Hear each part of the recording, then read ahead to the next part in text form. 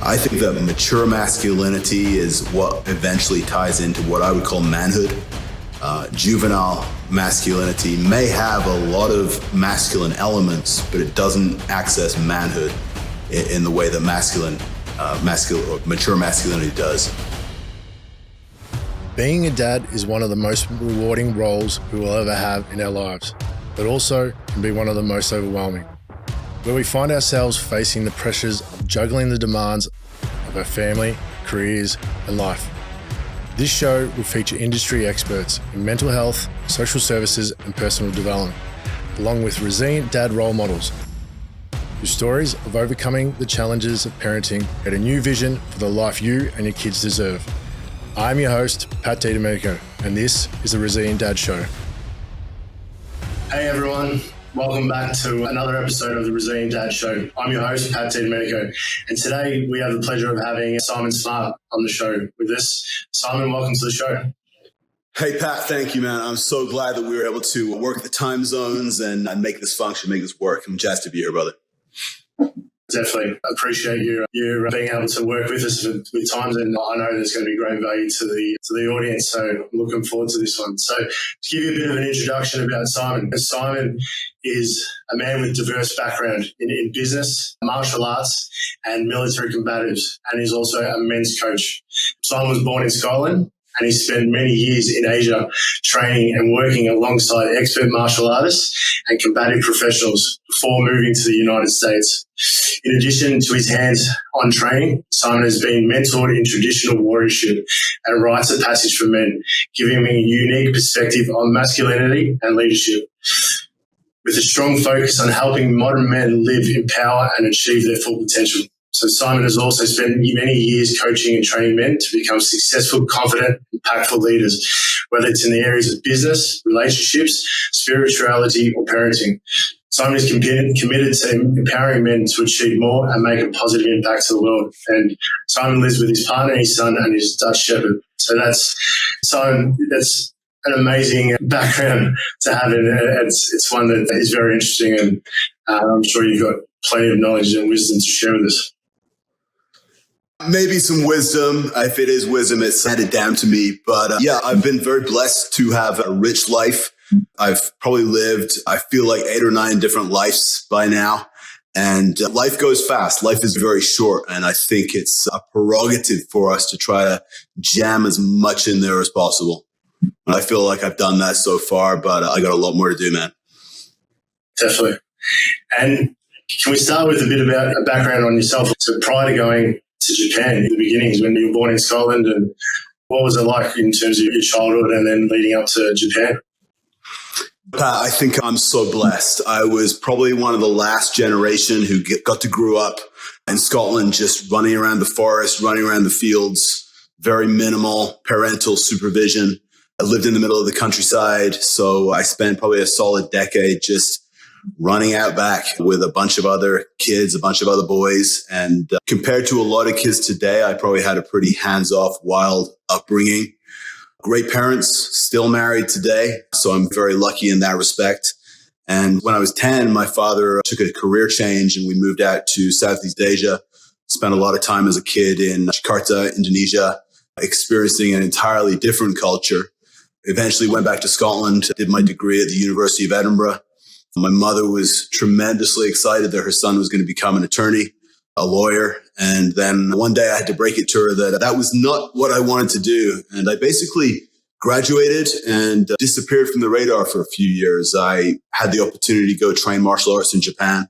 I've been training martial arts through a lot of my childhood.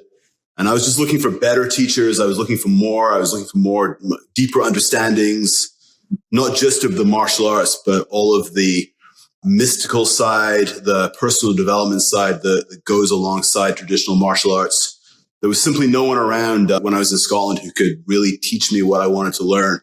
So I got rid of all my gear, jumped on a plane, went to Japan. And that was really an incredible choice that changed the trajectory of my life. I was just able to spend time with incredible martial artists. I studied at a few different schools. Spent a lot of time with Masaki Hatsumi, who's the grandmaster of the Bujinkan. there in Japan, now in his 90s and still absolutely terrifying as a human being. So I was so lucky to have so many mentors in my 20s. My father did a great job when I was a kid, but to be honest, he was a businessman and he was an engineer and he worked all the time and I didn't see him very much. And he was unfortunate in that his father passed away when he was very young. And so he never really had a strong male role model. And we're going to talk a lot more about that as we go through this show, Pat. Yeah. But he lived in a society growing up in the 60s and 70s where there was still a lot of other role models. So he became a pretty good man. But what he lost was the ability to teach it.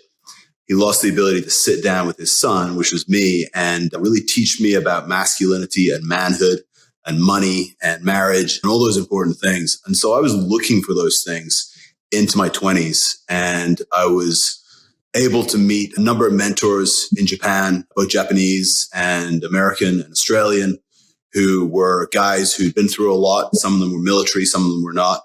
And to be honest, they beat the shit out of me for several years until I stopped being a punk kid and actually started to get my shit together and get my head on straight and begin to act in ways that were a little more appropriate towards being a man in the world. And with you growing up and being interested in martial arts and that in Scotland, what was, that's a big move to leave, after you've studied to become a lawyer and so forth and having that career set up. What were the big feelings that you had, or the things that you felt like you were really drawn to going to Japan and that this wasn't the path for you? I've always been a pretty smart dude, but I've always had a really strong intuitive voice inside of me. I've always had a sense of this may not make a lot of sense, but I got to go do this. And I think there's a lot of people, there's a lot of guys in all kinds of roles, jobs, careers, family situations they know they need to change something. And the easiest thing in the world is to just keep doing what you're doing. The challenge with it, as I see it, Pat, is that sometimes when you keep doing what you're doing, it's pretty easy to see the trajectory of where that leads. And if you can figure out where that leads and you're looking at it, you're staring it down maybe 5 years, 10 years, 15 years in the future, and that's not your path. It's simple, but very difficult, scary, challenging to say, man, I got to make a difference. I got to go a different way. And what you'll find is, I'm not just talking about my situation leaving Scotland, but for so many guys I've coached, you'll find it's almost like the whole world's against you. Everyone thinks it's a bad idea. Everyone's got a better perspective. But what really people don't like is they don't like people breaking their pattern. For whatever reason, people don't like it when a man says, hey, I'm going to go a different way. And so there's a ton of resistance internally and externally you got to fight. But at the end of the day, I believe one of the most important things a man can do in his life is just keep a clear vision of where he wants to go. And more importantly, a vision of who does he want to be. And I was really driven back then by this vision of a different version of me than what I could see if I stayed in Scotland and went into a career in the law. And it was compelling and it wasn't easy, but I knew I had to just jump on a plane and go. And I probably made 4 or 5 big decisions like that in my life. And every single one of them, when I look back, has radically altered the way that I've lived, who I've become, what I've achieved. And so one thing I would say to a guy listening to this is if you're on the edge and you see the vision, just take a step towards it, make it happen. But the path you're given in life, I don't think you get to choose it. I think you just have to walk it. Yeah. I love that you had that ability from a young age to have that courage to listen to your inner self, and knowing that it didn't feel right. You could have done the easy thing and go with the flow and become a lawyer, but then I'm sure 20 years down the track, I knew back then that this wasn't fulfilling, and this is where I'm at now. So after making that decision to follow your gut instincts, and you've gone to Japan and you've experienced a couple of years of some things from men because of the way that you initially came into it, What were the things that you started to pick up along the way for those first couple of years before the click or the big shift? So martial arts is punching, kicking, swords, spears, knives. It's pretty simple, right? I had a teacher, Nagato sensei, who was teaching a Sunday class. And we came in and he was halfway through class. This guy is actually big for a Japanese guy. He's beating the crap out of us. And he said, stop. And he basically explained, he said, every one of you is stupid. What is wrong with you? You could be out on a nice hike. You could be out on a date with a girl. You could be traveling the world. And instead, you're coming to this little room and letting me kick the shit out of you. So there's something wrong with every single one of you. And there is. Everyone who goes deep into martial arts has something a little strange about them, right? And so that really hit me. And I was like, man, why is it? What do I want? What do I want out of this? And I've been into Buddhism and I've been into not so much different religions, but the philosophy and the lifestyle around these other ways of living. And that was really what I started to get out of it. I studied martial arts and it showed me that there are other ways of living. There are other life ways than what we might be born into. And they're not all equal. Some are better for some things. Some are better for others. Some exist out of time, that their time has passed. But I started to get a lot of value out of studying these different life ways and looking at different men throughout history. How did they look at the world differently? And it's done an interesting thing for me. I was talking to a guy the other day. When I'm given a problem in business or in life, most people have only one lens to look at it through. And the lens is the social lens they grew up in because that's how they see the world. And I realized a while ago that when someone gives me a problem, I can look at the problem through the lens of a British guy. I've lived here long enough, I can look at it through an American lens. But I can also look at it through a Japanese lens. And because I studied here with some of the guys on the reservation, I can actually look at it through a Native American Apache lens to some degree. And so it's allowed me to see problems, the same problem from 4 different perspectives. And what it often allows me to do is because I can see the problem differently, I see different options, different solutions, different ways forward. And I didn't understand it at the time, but I think that's why I was studying martial arts. Now, as far as the guys I was training with, some of them were lifelong martial artists. A lot of them were military intel guys who were doing difficult jobs and wanting to pick up some useful skills along the way. And I was very happy, very blessed to be able to roll with a lot of those guys, become friends with a lot of those guys.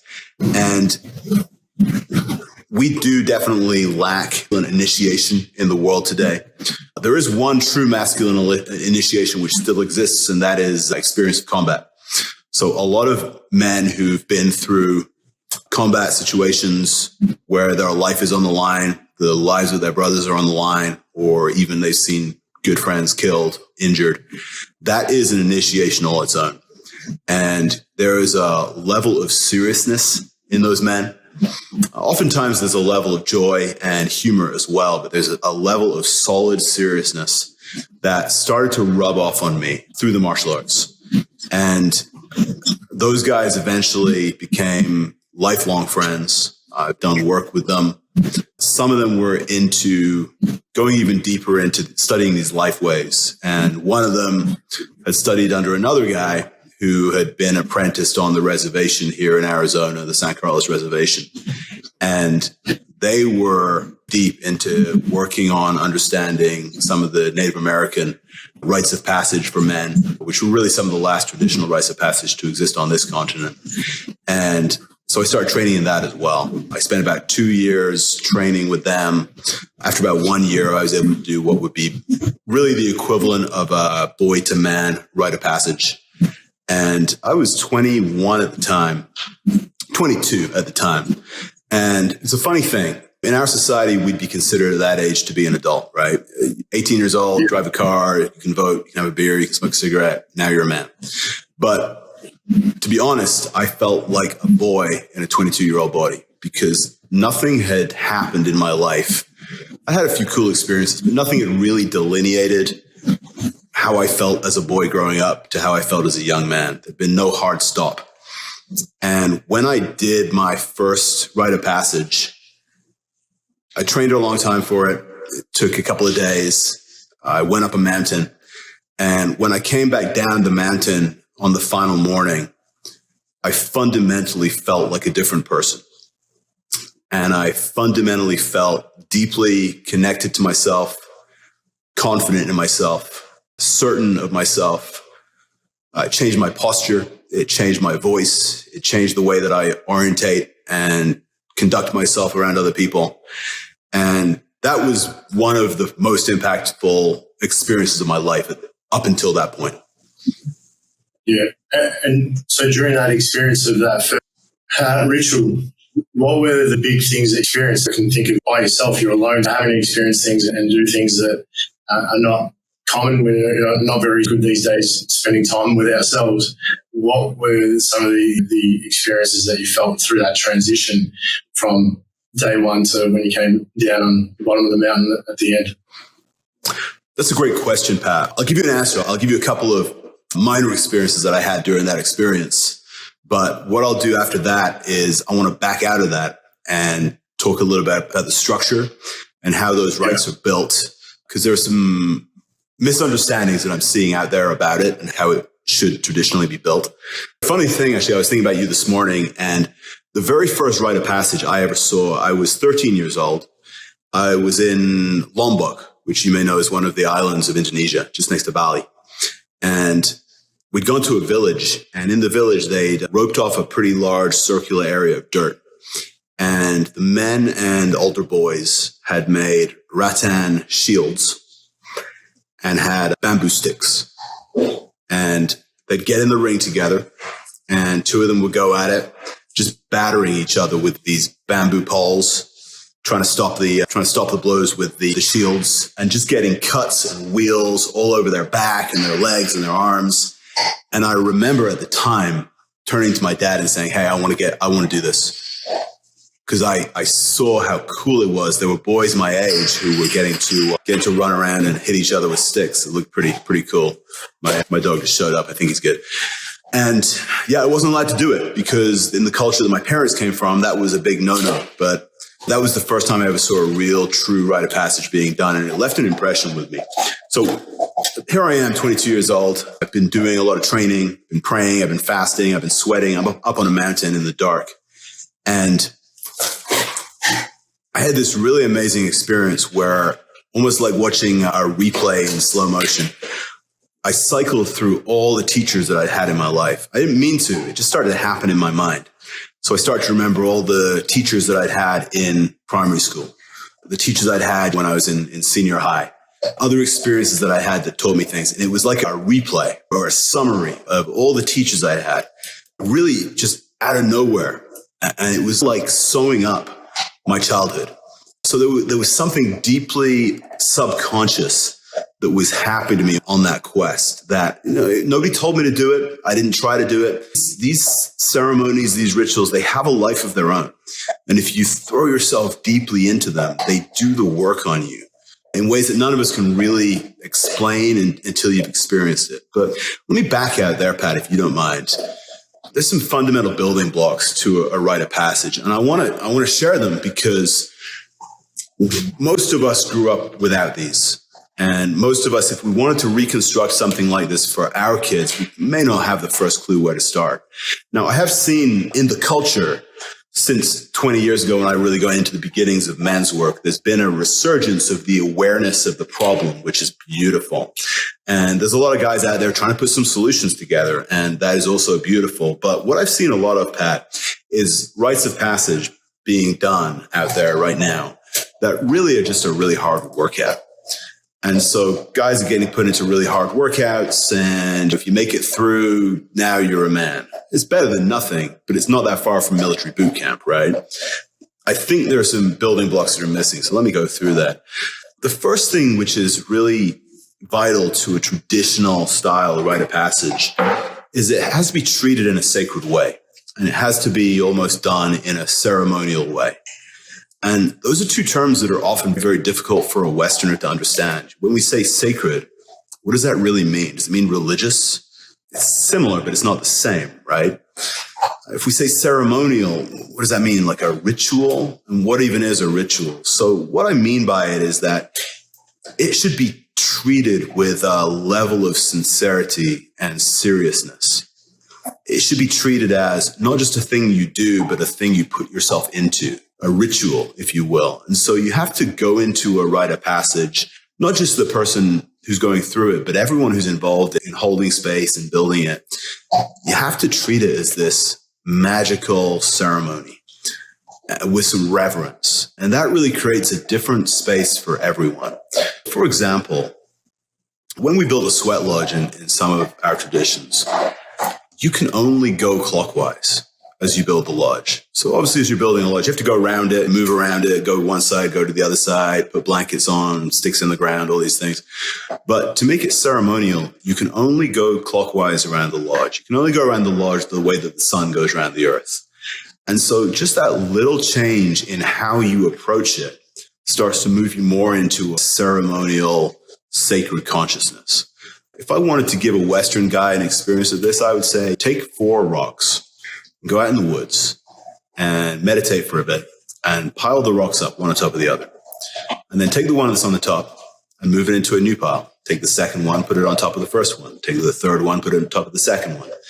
And just keep moving the rocks from pile to pile. Do it with reverence. Do it without sound.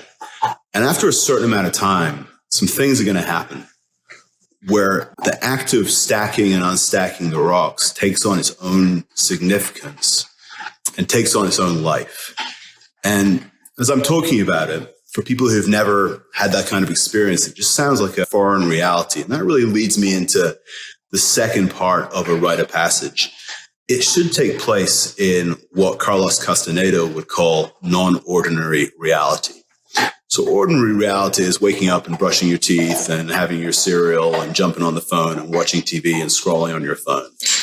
Non-ordinary reality is separate from all that. Your mind and your heart and your being is experiencing the world in a different way. And that's one reason why rites of passage are typically dressed in ritual, because in following the ritual, it moves us into a different consciousness. As I mentioned, when I did my first rite of passage, I was very surprised to have this replaying of all my teachers and all these memories that I hadn't consciously remembered started bubbling up. That is a result of being in a non-ordinary reality. Because if you just sat there, if I sat down with a pen and paper and said, oh, write some memories from childhood, it wouldn't be like that, because I'd be operating out of ordinary reality, if that makes sense. The third part of a rite of passage, which is so important, is that there has to be a guide or a mentor. And in a lot of traditions, there's more than just the day or the night or the week of the rite of passage. There's training that comes before. A lot of the training for boys is around what is a man in our culture. And I say in our culture because I don't know if there is any universal definition we can all agree on of what is a man. We all have a sense of it, right? There's you know it when you see it, but no one can really define it. And so there's training and coaching from ideally all the men of the tribe about what is a man. And there might be talks around the fire where each man would tell the boys, this is what it means to be a man in a relationship. Here's what it means to me to be a father. Here's what I believe I have to do to be a better man. And so the boys get the sharing and the wisdom from the older men. Unfortunately, that's something that we've certainly lost in our culture. And I'll give you an example of some traditional teachings. And it's to do with the expansion of power and responsibility for boys as they become men. So in the beginning, you're a baby and you're born and you have no power. All you can do is lay there and be provided for by your mother and your father. Because you have no power, obviously you have no responsibility. If you imagine a baby on a piece of paper, I would just draw them as a dot. They exist, but there's no duties, there's no power, there's no responsibility.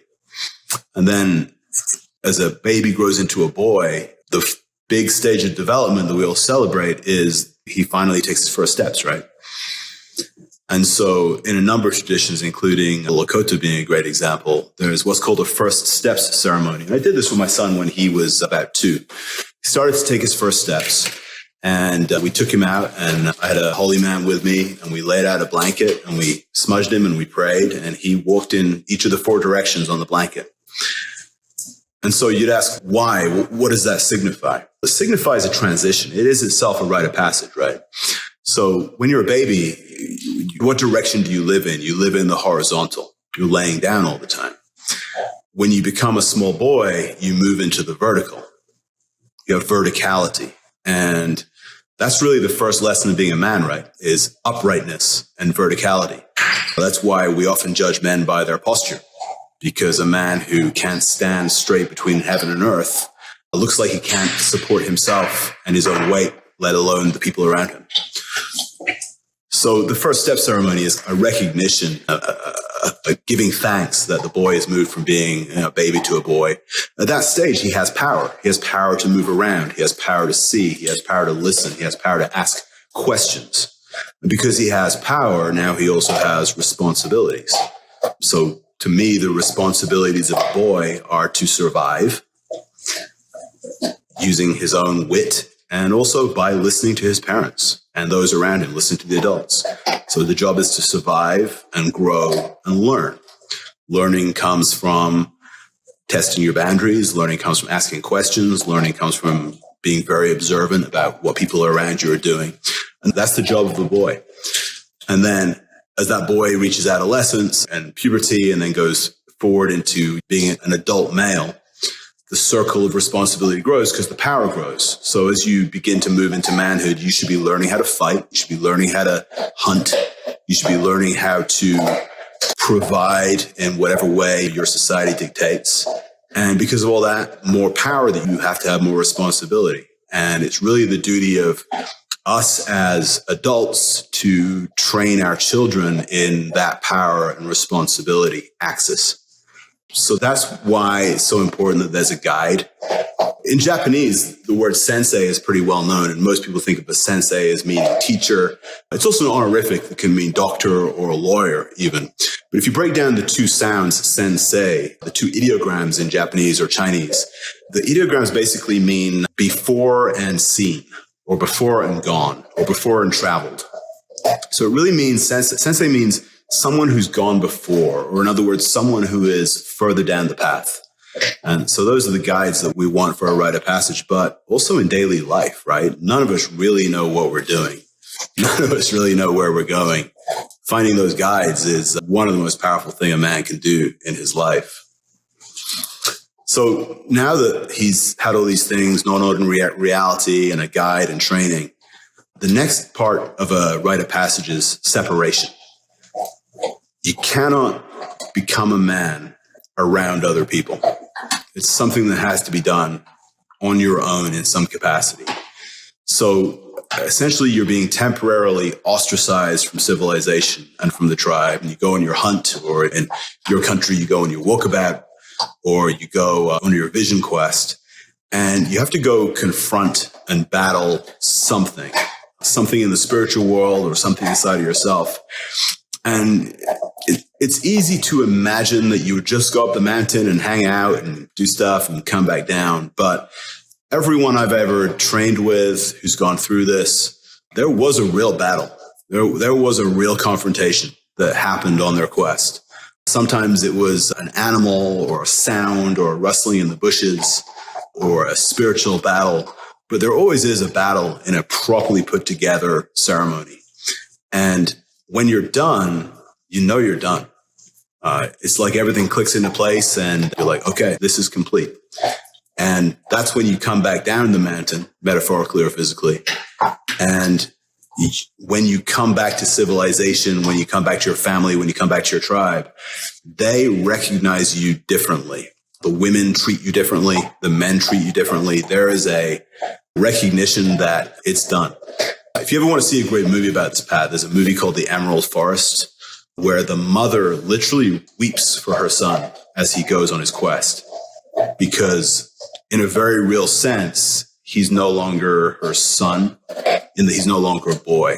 There's a loss of the child. The child essentially dies, and the child has to die for the man to be born. And most cultures have some version of that. But I've been talking for a while. I don't want to take too much time. So what questions do you have on that? I love the progression because think about it as if a boy's not given the opportunity to understand the powers that he has and the responsibility he has, he's going to end up a man just by age, regardless. But he's still going to have that boyhood mentality. And like you're saying before, we see things through the lens that we have through our beliefs of the world, from what we've experienced.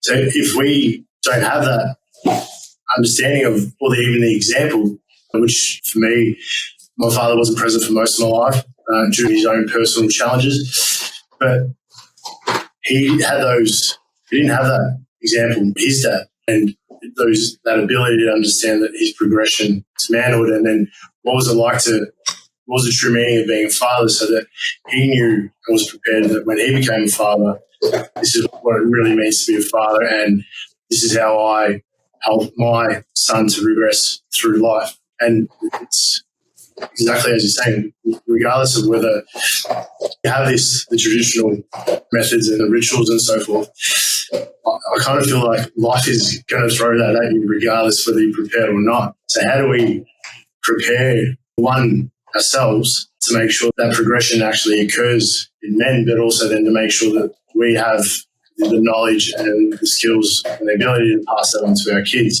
And then even if it's not our kids, unfortunately, there's some other kids that don't have those examples. I feel like it's our obligation as men to also contribute back to society by helping those boys that don't have that male role model. So, yeah, can you tell us a bit more about in terms of the challenges of when you've seen that men haven't had that ability to go through the rites of passage and understand what the true meaning of a man actually is? Yeah, I'd be happy to. Pat, the world is fucking chaos. There is so much chaos in the world. More and more. As we move through the digital age into probably soon the AI age, the level of noise and distraction and confusion in everyone is off the charts. I look at my father's generation. Yeah, there was a lot of fear. I grew up, the fear of a nuclear war with Russia was very real. The fear of acid rain, that never happened, but that was a real thing people were worried about. But the point is, even back then, all the fear came from a couple of TV channels and a newspaper, and that was it. And people lived around the same group of people for a long time. They knew where they were from. They knew their culture. Now, the level of noise and the low ratio of signal within that noise is incredible. It would be easy to look at the current society we're in and think that it's designed to cause fear and confusion. And I think you can very well make that argument. So the way that I look at it, Pat, is what are the things that would keep a man grounded traditionally? So knowledge of his self, knowledge of his values.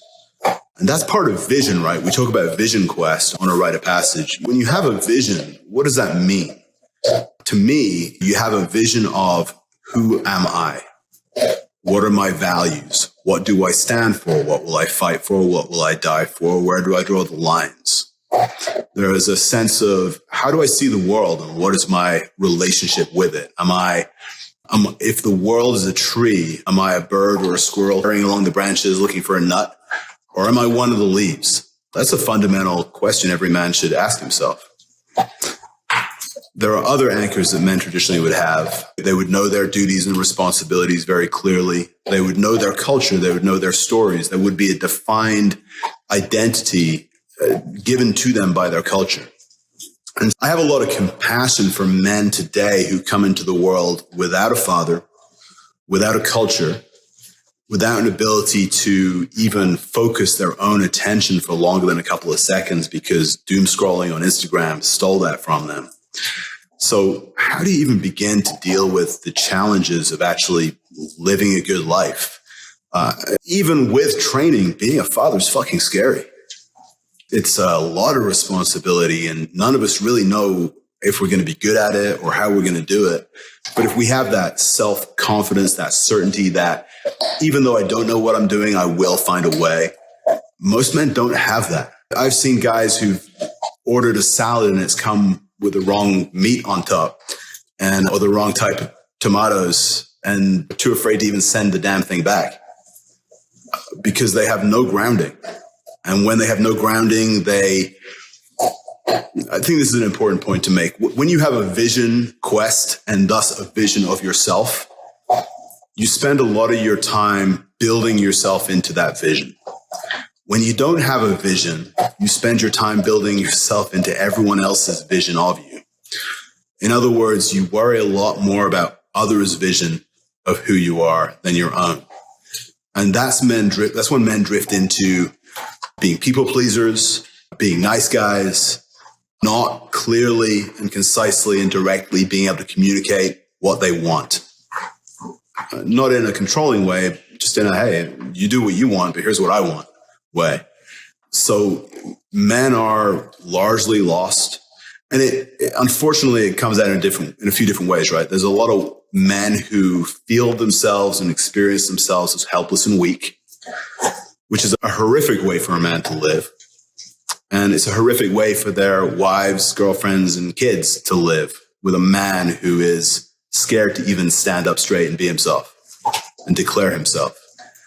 And one of the other distinctions I'll make is that while men are driven by duties, I'll say duties because I'm British, boys are driven by desire for the large part. And what we can maybe make as a simple distinction between mature masculinity and juvenile masculinity is that distinction between living for others and living for your duties versus living for your attachments and your desires and whatever you want. I think that mature masculinity is what eventually ties into what I would call manhood. Juvenile masculinity may have a lot of masculine elements, but it doesn't access manhood in the way that mature masculinity does. So yeah, there's a lot of guys who are lost and they're weak, but there's a lot of guys who act angry and aggressive. Often deep down, they're fearful. They don't feel the fear, but they're acting a certain way where they're pushing back, hitting back against the world because they don't trust the world. They view the world as a scary, hostile place, and then you have to act aggressive towards it. And that's where you get a lot of, I'm the last person to say that violence is wrong, but unnecessary violence is often inappropriate. I see a lot of unnecessary violence and aggression out there today because men don't have the grounding, the direction, the focus, and the vision they need. Yeah, absolutely. And I'm an advocate for dads and fathers and for kids, but I'm against men using violence against women. I'd missed it as a child, but the thing I see is they're scared. Like really, when you put it down to, like you mentioned, like men are scared. They don't understand how else to deal with the situation or what they're experiencing. Other than that's like their last resort. It's because they don't, like you're saying, they're not grounded and they don't have that ability to process their challenges and what's going on in a mature masculine way. So to understand how we got to this, where we are today, because I don't believe, and from what I understand through what I've studied and so forth, this wasn't always the path. But how did we get from where we are today to really understand the problem or the pattern to then finding the solution? How do we get here back to, like you're saying, to the 50s, 60s, 70s, through that generation where we didn't have all of these noise and these external influences? How did we get to where we are? That's a great question. Before I discuss that question, yeah, I'm also against men using violence inappropriately against women. I say inappropriately because there are now women in armed forces and things, and when a woman is an enemy combatant, that's all fair. But in relationships, men using aggression and violence, that's certainly wrong. That's a good example of unaligned masculinity, right?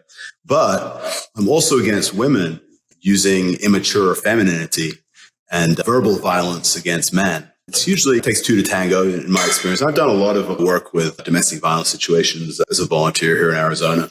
It usually is a man who's at his wit's end because he's being verbally beat up by a woman. And so I think there's a place for women to study what is mature femininity and how do they become more patient and loving and nurturing in a way that a man would never, ever dream of doing violence to them. Because that's my personal belief on that. Now, as far as fixing the mess, that's a really good question, right? We didn't end up here overnight. There are many different cultures throughout the world that have been really removed. And we almost have this kind of global culture now, which is almost the culture of no culture. And you can look back through the Industrial Revolution. Before the Industrial Revolution, most men, especially in the countryside, would live on the farm, hunt in the area, usually be home at night to spend time with their boys or their daughters. And then once the Industrial Revolution came along, a lot of those men left for the cities and would come back intermittently. So instantly there was a disconnection. But also in traditional cultures, the boy was not necessarily taught on the regular by his father. He was probably taught a lot of his fieldcraft and hunting and other skills by his grandfather. So I actually see, as people became more mobile in the 1950s, 1960s, 1970s, families start to go to other cities to get jobs and move schools, all those kinds of things. I think it may have been the removal from the grandparents that really caused some problems. I also look around today, and the boomer generation is very guilty of this. The boomer generation is a great example of what happens when children are in their 70s and 80s with a lot of money. All they do is play as a generation. And you'll see very little wisdom being passed down. In fact, we've almost lost the archetype of a wise woman or a wise man from our entire society. And I think that's another problem. Here's the thing, though. We can't go back. There's no time machine. There's no button we can press to rebuild it. And things break. Societies break. I listened to an audiobook that was written in the late part of the 19th century, so the 1890s. And the author is complaining about the dissolution of society and the loss of traditional values in the 1890s. When I was in my 20s, I thought this was a recent thing. As I studied more, I've realized that almost throughout history, the old man, which I guess might be me at this point, and by extension, possibly you, Pat, complain about the loss of values. And the youth comes up and the youth doesn't care for it. And all these things don't seem to be confined to our time if you read back in history. I don't even think going back is really a masculine trait, to be honest. That's just attachment to the past with rose-tinted glasses, hoping for an easier time. And I'm sure there's a quote I've seen in a movie. You can either hope for an easier time or you can toughen yourself up and live in this one. So then the question that I think in more recent times I've become more focused around is, if we can't go back, we got to build. The great news is men are builders. Women make people. Men build cultures and societies. Okay. So where does it start? It starts with, if you are a man who sees a problem around masculinity, manhood, training the youth, grab a youth, train them. Train one to the best of your ability. And you may not be able to teach to the level of a Native American grandfather 150 years ago, but that's okay. They probably had their problems too. So what we got to do is we've got to work on ourselves, be the example. No one is going to want to train with me or train with you or train with anyone in masculinity or manhood if we don't come across as bearing the fruit of the work that it took to get there. Okay. No one wants to work for no reason. I don't think they should. I think work should have benefit. Work should have profit. Work should have a harvest of some type.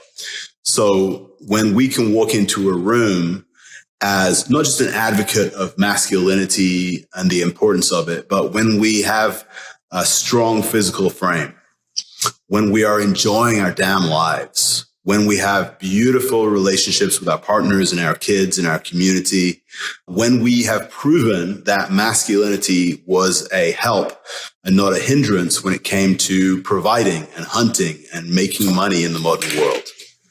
I personally think that masculinity is rocket fuel for the modern businessman, but we have to demonstrate that, right? Because the youth of today and tomorrow, they don't want masculinity just for the sake of it. They want what it should bring them. And I was 17 once. What did I want? Money, girls, cars. Cool shit. So there's a little bit of, if you're going to teach these kids, you better have some cool shit that you can show for the effort that was put into it. So I guess that's my perspective, Pat. I don't think we can go back. I think it all fell apart. There are some of us who had a taste of the echoes of traditional manhood training. There's no one alive today that went through real traditional manhood training because there's generational gaps. They're all dead. So what we have to do is look at, what do I value as a man? What is masculinity to me? What are my values? One of the things that I want to see, Pat, is houses and families used to have a motto. I have a staghorn over my wall over there. It's actually from the Mackenzie clan, which my clan used to fight. And it says Lucio non uro, which means I shine, I do not burn. Families used to have mottos. Families used to have what they stood for, who they were. I would love to see fathers working to dig into their values and rebuild those traditions of what is your house? What is your family? What is your lineage? For me, my father gave me a great upbringing, but he didn't pass on a lineage. There was no values of the smart family. There was no, this is who we are. This is what we pass down to our grandchildren.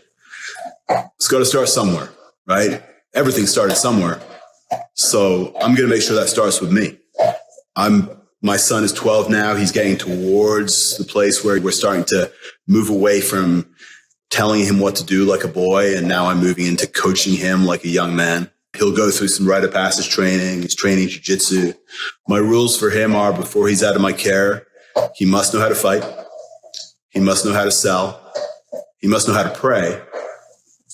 And he must be able to walk up to a girl in a coffee shop and get her damn number and call her. So those are basic skills for living, right? If I can get that through his skull by the time he's 18, I probably did okay. That's the minimum.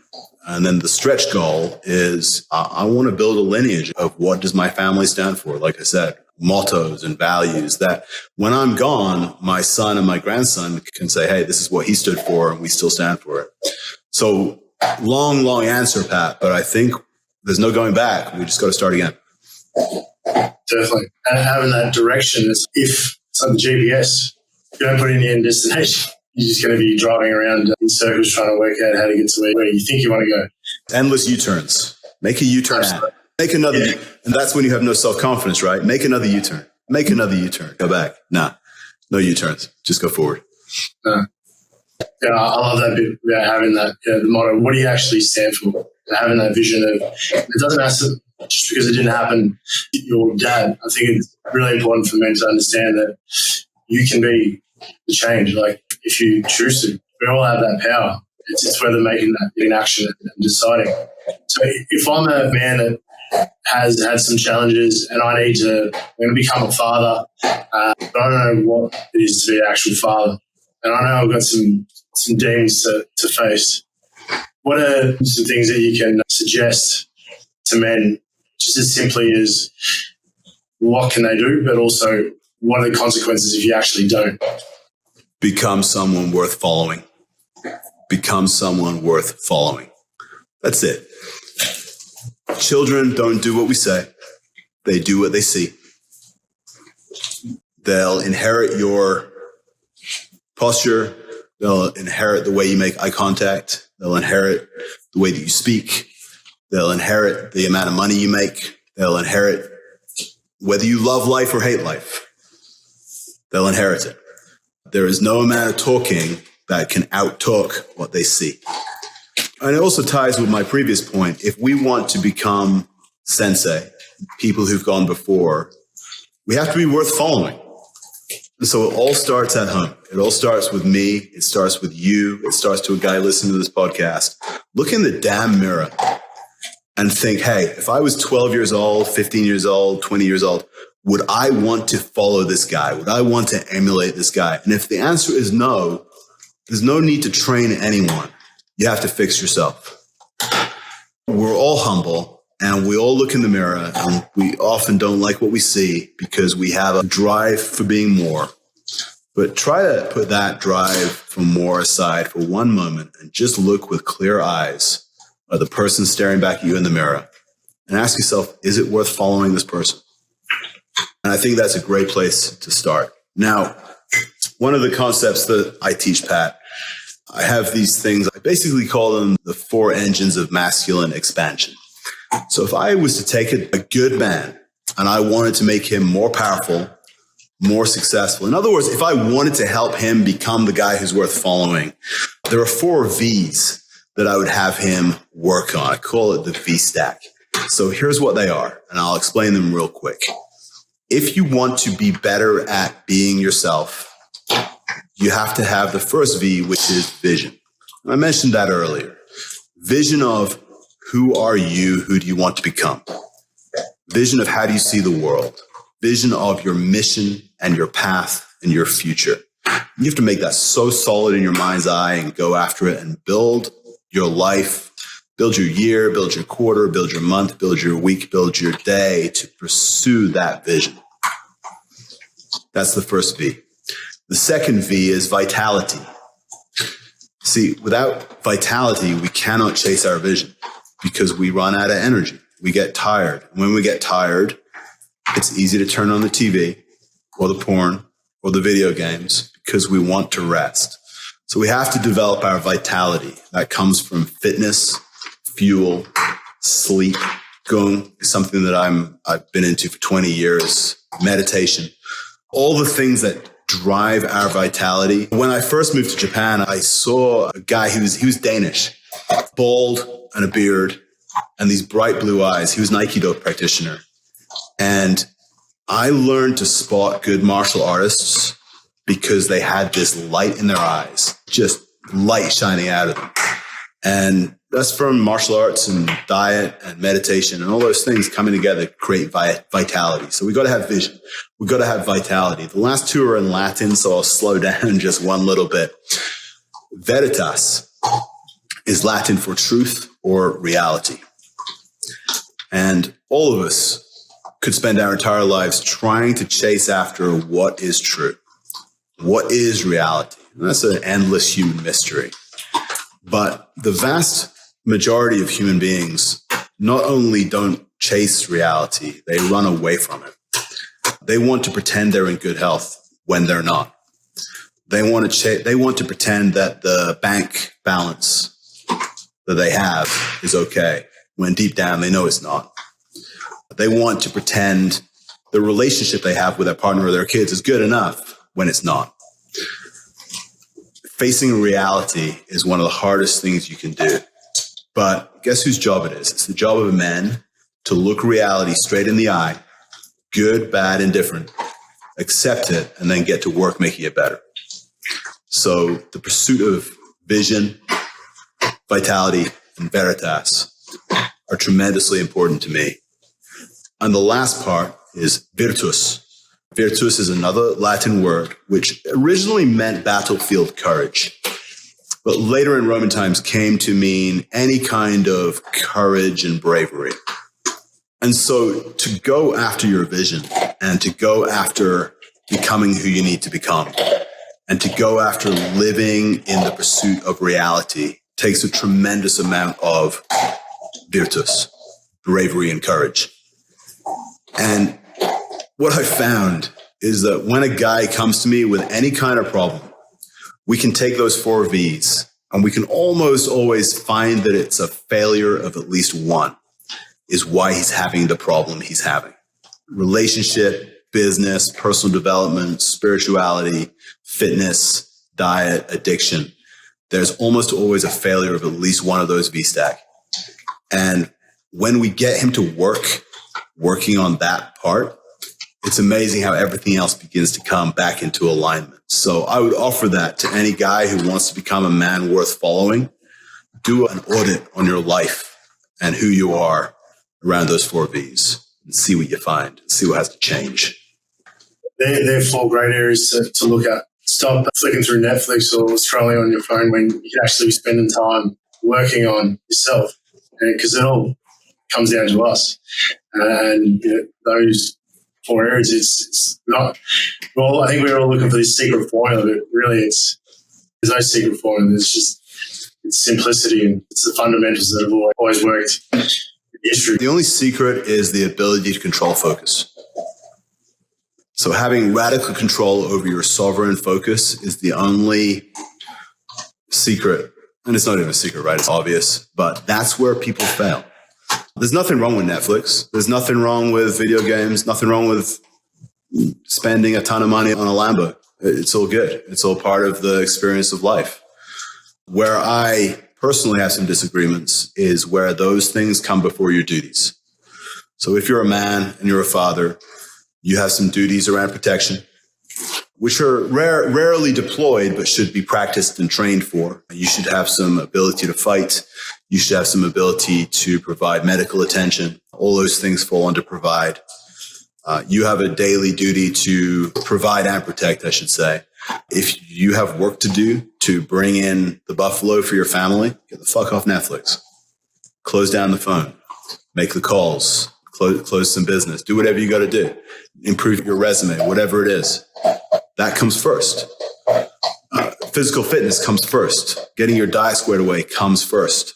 Connecting with your girlfriend or wife or mother or father or your community, that comes first. Sending a message to them, spending time with them comes first. All these things are duties that a man should be working on every single day. They come first. When your duties are done, hey man, go watch Netflix. I don't care. Neither should you. Do what makes you feel good. But the difference is boyhood does the things that are fun first. Correct. That's a great explanation of the definition, that desire over duties. There's nothing wrong with having those pleasures as long as you're looking after yourself first. And that's probably a big thing that I see that I used to do prior. That's a big difference, is my duties are my number one. I don't care if there's this event or whatever it may be. I need to take care of myself first. And it's hard for people to understand that, because if you've always been inclined to put other things prior to your own duties, you're breaking that pattern and understanding that you are going to cop a bit of resistance at the start. You're responsible for yourself ultimately, and then your kids and your family.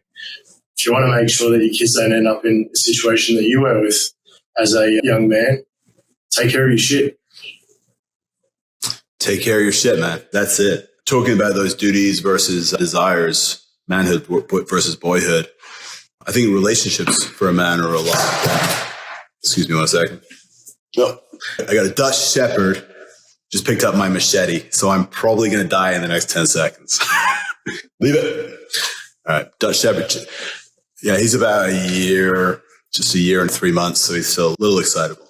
They're a pretty crazy dog, the Dutch Shepherd. They're a lot like a Malinois, basically. Now, duties versus desires in relationships. When I was a young man, I wanted good-looking women, and I wanted to have sex with them because sex was really fun and felt really good. And I still feel that way. But an interesting thing that shifted for me over the years is when I get into an actual relationship with women or a woman, I actually enjoy the relationship, I think, more than the random dating. I did that for a little while after I divorced, and it was fun for a while, but it got fucking exhausting in the end. Getting into a serious relationship is a lot more about taking on more duties than it is about anything else. And something I didn't do well when I was young, but I think I do better now, is if you are going to get into a serious relationship with a woman, you got to look at it as a duty. Okay, I got to make more money. I got to spend more time. I got to protect her physically.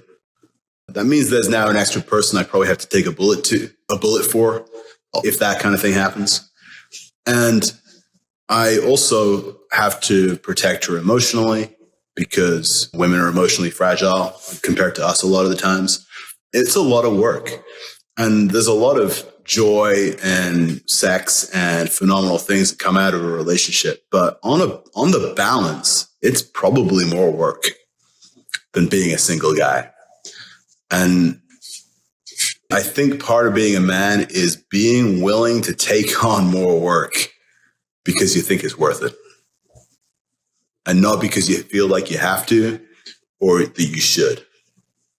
Because those are just other people's visions being pushed on you. And what do you see the big thing with an understanding of what a real meaning of a relationship is and taking on their duties? And it's like you're saying, women can be more emotionally fragile than us.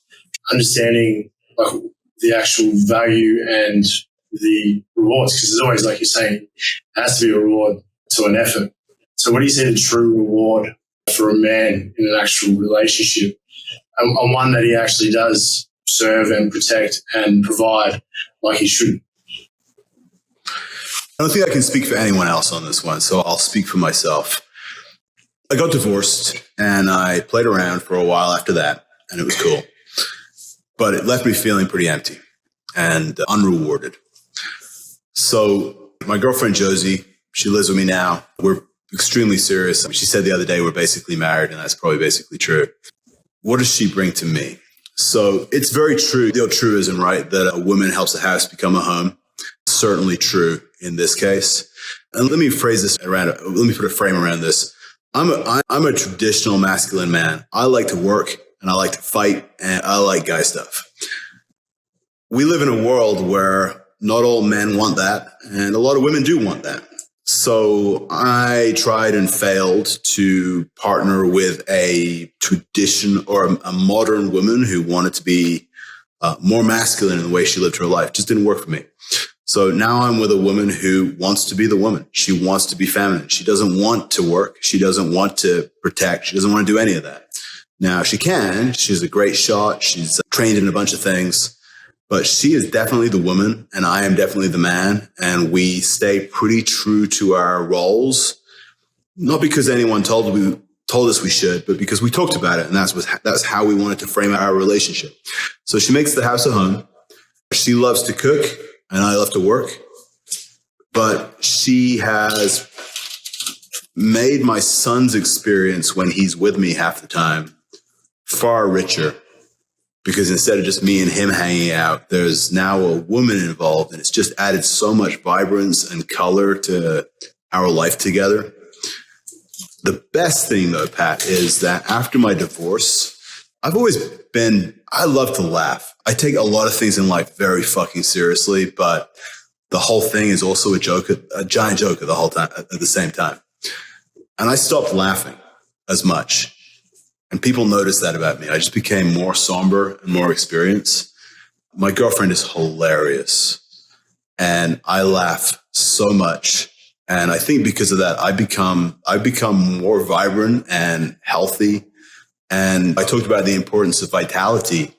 I think you should look for a woman who boosts your vitality and who supports your vision and who holds you to a standard of Veritas and gives you a reason to pull out your Veritas. I love the bit that you mentioned that you guys had that discussion on how you wanted to be and that you guys play your role. And that's probably one thing that I see a lot is there's no real discussion to start with. So no one knows what the fuck's going on and who's meant to be playing what position. And then secondly, the man's not necessarily speaking up and saying, this is my vision, this is what I want to be able to provide and be. And then the woman, in her way of thinking is, I need to feel safe and protect, and so I need to step up. And then you get the role reversal of the female being more masculine and the male being more feminine. Is that something that you've noticed with working with men, or some of the challenges they've had in relationships, where there hasn't been a clear discussion and understanding of who's who and what roles they actually play? Yes. The current mixing up of genders in society does not seem, to my eye, to have made men happier, nor does it seem to have made women, for the most part, happier. I have found that there are older women who bought the become more masculine, have the career, you don't need no man. And some of them have real regrets. Some of them feel like they were lied to because they're in their 40s, 50s, 60s, no kids, empty house, too much wine and some cats. And they're not happy. So an interesting thing can happen. If a man takes on a serious study of himself and his masculinity, and a man in this current world begins to exhibit some of those more obvious traits around posture, eye contact, voice, decisiveness, a lack of fear, an ability to be confrontational, an ability to get himself to the gym and eat clean. And so he begins to manifest more obviously as being on the masculine side of the scale. There are going to be some women who are going to come out of the woodwork. If you look at social media, if you look at popular media, TV, movies, there are very few traditional female archetypes even being shown. We can talk about masculinity being under attack. Femininity is way more under attack than masculinity. Most movies still have a masculine action hero. Less so than a couple of years ago, but they still have it. Find a movie that has a traditional feminine character. You will not find one that came out in the last decade. Now, as a man begins to exhibit some of those traits, what I have found, what guys I've worked with have found, there are a group of women who do not want careers, who do not want to have to make every single decision for themselves. And this sounds incredibly chauvinistic, but I'll share what I've been told by women. They've observed that while men really enjoy making decisions, many women find the act of making decisions extremely exhausting and frustrating and scary. It's not pleasurable for a lot of women. So women are looking for men who are decision makers and leaders. And like I say, there seems to be a growing subset of women who are rejecting what society may or may not want for them in terms of how they show up in their role. There are girls who want to have babies and live on a farm with chickens and goats and make cheese and do crafting. And I think that's perfect. That may not be for every woman. That may not be for every man. For me, that's a great fit. And so it was rewarding for me to find that those women actually do still exist despite what media and social media may be telling us. But you won't meet them at the club. And you may not meet them in the workplace. And if you're looking to have a woman who makes the same income as you, that may be a lifestyle choice and that may be a relationship choice as well. Yeah, looking in the right place to start with is a great point. Because, you're not going to find, like you were saying, women at the club or necessarily the ones that, in your workplace, because they're the ones that are going to be more career-driven. Like, where would be, if you had to say to a guy, he was like, I don't know where to look, where would you say to start? A few years ago, I made some business decisions for a client that left them without a key role being filled. And so because it was my bright idea, I filled the role for a little while. And my partner actually started the next week when I started in that role. So I was her manager for a little while. And we had a great connection. And I knew she wanted to date me. And I turned her down for a long time because that was right at the height of the Me Too stuff. And even without that, I was never thirsty enough to feel like I had to dip into the pool of women in the workplace. I think there's plenty of women out there in the world without taking all those risks on board. She scammed me in the end. She quit. She gave notice and texted me and said, I've been a great boss. Once I didn't work with her anymore, would I be willing to meet her? Because she had a bottle of whiskey she wanted to give me. And I can read between the lines, I think, decently, those kinds of conversations. So she ended up quitting. But she only quit for 3 hours and then she came back because she hated the other role. She tried to go become a waitress at Hooters and hated Hooters. That's a really bad restaurant here in the US. So I opened the door at that point and we ended up having a relationship. But I think that's rare. Think about where would you find those women? I don't know, the dog rescue. I don't think that's something to worry about. Be on your path as a man. Work on being someone worth following, but also work on being someone worth being with. Work on your value as a man. I think women can smell it from 100 miles away. She'll probably show up. I have a lot of faith in, to a degree, fate. I certainly believe that we all have a spiritual path we're walking. And when Creator or God or the universe decides to throw your mate your way, the main thing you want to do is be ready. But if you're at the club, you're probably not ready. No. And that's a great point in regards to all other aspects, like you're saying, being able to be physically strong and protecting that. It's not about you need to use it necessarily all the time to prove yourself. You just need to have those skill sets and be ready.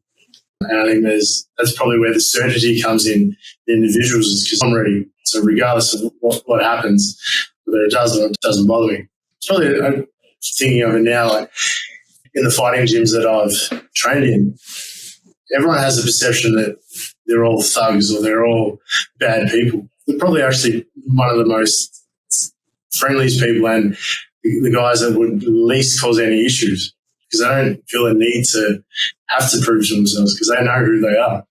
And there's that inner certainty within themselves. So people you least would think that would be able to really protect themselves the most. Yeah, I've seen that as well. Like I said earlier, combat vets are usually, they just want to be left alone for the most part. They're potentially very dangerous people, but they don't act like it because they've done that, been there, don't want any more of that. Thank you very much. Not worth the work. And martial arts are the same way. Martial arts is traditionally a path to becoming a civilized human being. It really reminds me, Pat, of the bad press that testosterone gets these days. There's a perception that men with high testosterone, i.e. men with healthy levels of testosterone, are going to be aggressive bullies. And I've found that to be not the case. It seems that men, some of the guys I train with, I make sure their testosterone is tested. Number one, for their health. Number two, the last thing I want to do is let a low testosterone male into my group, because low testosterone men are typically angrier, not at the surface, but deep down. They're frustrated, and they often hate men and hate women. I can't explain it, but that's been my experience. It's the lower testosterone males who generally are more likely to be predators. Higher testosterone men, and this is not a hard and fast rule, right? It's a generalization, but I certainly don't subscribe to the idea that testosterone makes you angry and aggressive any more than martial arts makes you a bully. Once you've trained in martial arts long enough, you might be a better fighter, but you've probably been in enough sparring situations that you realize that anyone can win a fight. A white belt can get a lucky shot against a black belt any day of the week. That black belt can fall and bang his head and die. It doesn't make you invulnerable. I think actually martial arts makes you very aware of how soft and weak the human body is, and how easy it is to damage or kill the human body.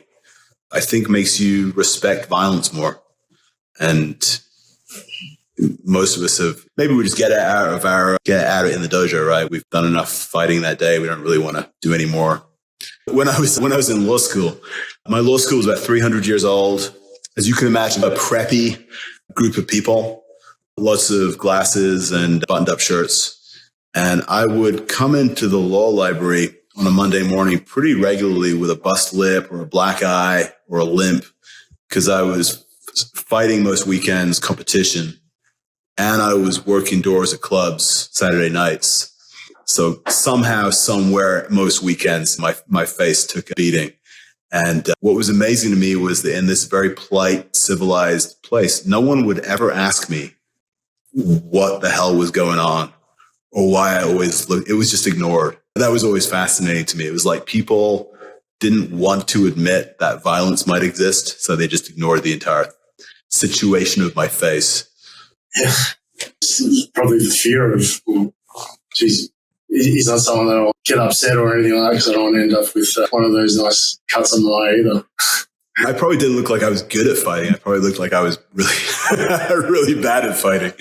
But in your experience, Nick, being a martial artist, of course, gives you the opportunity to become a pacifist, right? If you don't know how to fight and you choose to be peaceful, you're not actually making any choices. It's your default way of being. You don't have another way.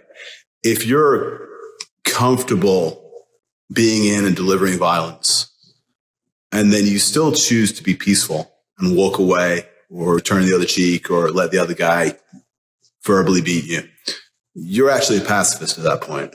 What other changes have you seen in guys who train in fighting?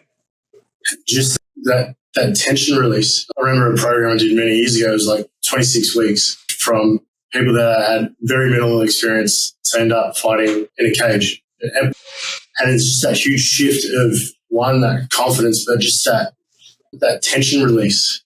They're not carrying that weight constantly, that anger, and there's that sense of frustration in there and that distance. So they're more open to everyone as well and connecting. And pretty much everyone that I've fought, funnily enough, you always end up as good friends afterwards. And there's that understanding of this is in between the first second of the first round and wherever the last second is of the bell. That's a bit where we're not friends, we're competing. But then after that's where it ends. And then there's that morale and that friendship and that bond that really it's hard to explain to anyone. When someone says, oh, what's it like? You can't really explain it to someone that actually hasn't physically been through that journey of getting their ass whooped at the end of the week and sparring, having 4 or 5 different guys thrown at you round after round just to push you to your limits. It's that physical exhaustion, that them pushing themselves beyond what they actually thought they could actually do.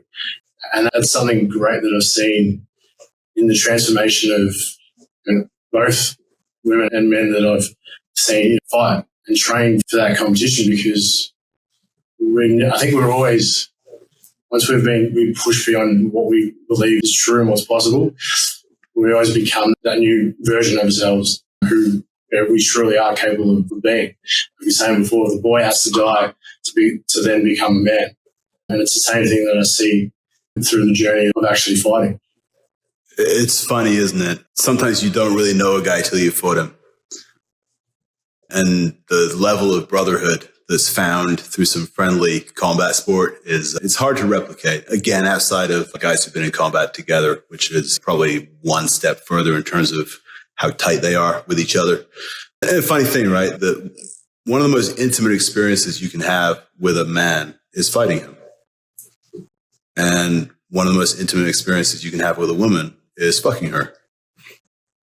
And they're almost two sides of the same coin, right?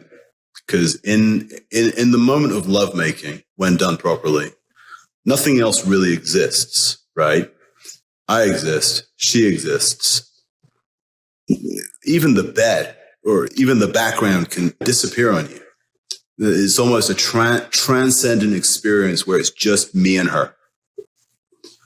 And fighting is like that, because you usually start to lose track of who else is in the room, the background. It's just you and him.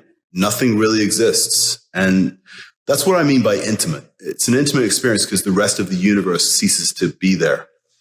And yeah, again, it's hard for people to understand that if they haven't been there, done that. But I think everyone should. I've run events for businessmen in the past where we do a lot of cool shit, but they don't get to leave and graduate till they fight each other. A lot of modern men have never been punched in the face. And I think more fundamentally, a lot of modern men have never punched someone in the face.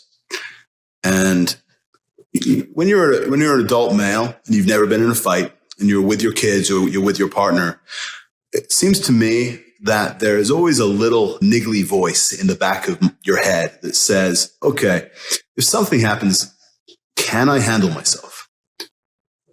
I don't know, because I've never been tested.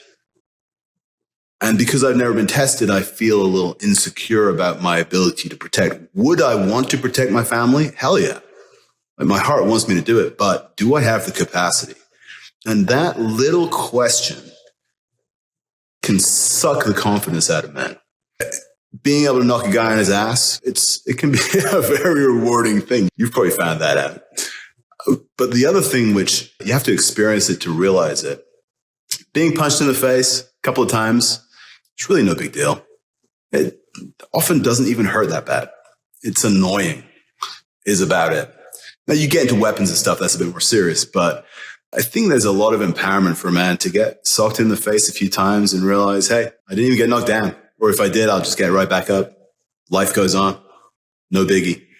And it fills in that gap of that lack of confidence. So I think every boy should have some experience of a combat sport, if nothing else. I don't think you can build a man without it. No. And just for that bit that you just said, if you get knocked down, it's about getting back up. And that's life's going to throw some punches at you and it's going to knock you on your ass at times. And it's understanding that, I'm okay. There's nothing that could possibly happen to me that I can't recover from. I think that's such a key experience and point that you do get through getting your ass beat every now and then, that it's, I'm actually all right. I survived. So if I can deal with this, there's nothing else that's really that can really hurt me. That's so true. In Japanese martial arts, one of the first basics that anyone learns is called ukemi. And most people think of ukemi as rolling and falling skills. I've been told by very senior Japanese martial artists that it is the fundamental skill of the art is ukemi. And if you look at the word ukemi, it doesn't mean falling and it doesn't mean rolling. It actually means receiving. And so ukemi is the art of receiving the fight. And through being able to receive in a flexible, relaxed way, you're able to survive. One of my mentors actually told me, we were training with this terrifying Japanese guy, currently in his 90s. He was in his late 70s at the time. My mentor said, I may not ever be the greatest fighter in the world, but I've been surviving sensei for the last 10 years. What is anyone else going to do to me?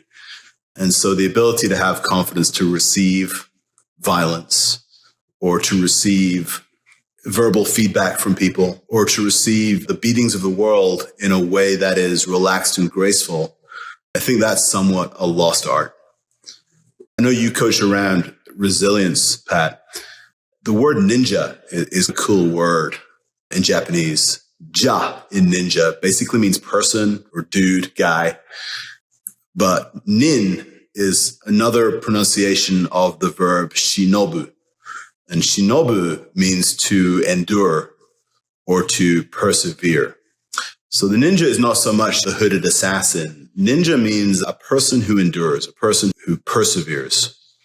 And the kanji is a really interesting kanji. It's made up of two pieces for nin in ninja. At the top, actually at the bottom, is the symbol for kokoro or shin, which means the heart or the heart mind. So that's on the bottom of the kanji. And then the top of the kanji is a sword. So the character for nin is the heart under the blade. And so that's how it comes to mean endurance and perseverance and living with a clear and benevolent heart under the blade. The blade in this case might be the challenges of life, because life is really fucking hard. And every time you think you master it, it hits you from another angle. But being able to protect the heart. In English, we can say the heart of the matter or the heart of what's important. In Japanese, we might say the heart mind, which really means the soul or the essence of the person. When you don't have ability to receive gracefully, when you don't have those ukemi skills in life, it's very easy for your heart and your mind to become twisted by life. And I know both you and I have had people in our lives who have displayed the ultimate twisting, which would be killing themselves. And so by training yourself to become stronger and better and having the vision and all those things we talked about earlier, I think that ultimately it allows you to roll and fall and receive all of life without losing yourself, which I personally think that is very important. I think that's probably the key skill that any man can gain and pass down to his kids. Yeah, so I really appreciate in terms of everything you've passed down to us. I know I've learned a lot, and I know the audience definitely will get a lot out of everything that we've discussed today and that you've shared. Before we go to our sort of our last bit, I want everyone to really take a moment to share and really pass on this recording and this episode to someone that you think that really needs to hear this, because a gift to be able to contribute and help others. And just as important it is to mentor and be there for our younger ones, it's just as important for us to help other brothers and men and support them. So, Simon, if you had to give one thing to any man, as in terms of the key lesson out of everything, what would be your message to him? Life is hard, but never fucking flinch. Display your courage by never flinching and moving forward into your vision. Yeah, and thank you so much for this, Pat. I really enjoyed this talk. Hopefully it's of value to you and some of your audience who watches this, and something I said was bullshit. Please let me know. It probably was. I'm always happy to hear other perspectives, and I learn a lot through both praise and critique. If there was something that I didn't explain well, or maybe I could have answered better, and somebody watches this and wants to shoot me a message on Instagram or something, I'd be happy to respond, or even make a video to try to clarify whatever points. I was just so blessed, like I said at the beginning, Pat, with teachers who even now, many years later, I'm still struggling to understand some of the subtleties of what I was taught. And I'm really trying to build my life into a place where I can pass that on better. So if I can be of service to you or anyone, I'm happy to try my best to do that. But thank you. I appreciate it. And is Instagram the only way for people to connect with you? Is there any other else that men can reach out to that? Right now, at the end of 2022, Instagram is probably the easiest way. I do have a dream, Pat, of one day having a flip phone and no email, and people can just text me, and I don't have any apps. I think that'd be a marvelous way to live. But for right now, Instagram, I'll probably be launching a new website here early 2023. I've just made some pretty major career moves to let go of some previous responsibilities. And my goal in 2023 is to open up a lot more space for myself to mentor and share and meet people at events and all those kinds of things. And that's really my goal. So there'll probably be a website linked off of my Instagram. That's a pretty good hub for now, I think. Awesome. So everyone, I highly recommend you reach out to Simon regardless, because he has some cool content and what true masculinity and leadership is. And it's enjoy having these discussions. Reach out. And Simon, thank you again. I really appreciate your time and you making the effort to accommodate his own differences. My pleasure, brother. You get out of here and enjoy time with your son. All right, everyone. So there we go. There's another great episode. So I hope you guys enjoyed the show, got a lot out of it, and I look forward to connecting with you guys on the next one. Just remember, you're stronger than you think you are. Stay resilient. Hey everyone, I really appreciate you listening to today's show. It means a lot to me that you are part of the journey and mission to help fathers be the best dads possible. I'd really appreciate it if you review the show and share it with someone you genuinely believe could benefit from this content. Please visit resilientdad.com for more content and resources as we build this community for dads everywhere.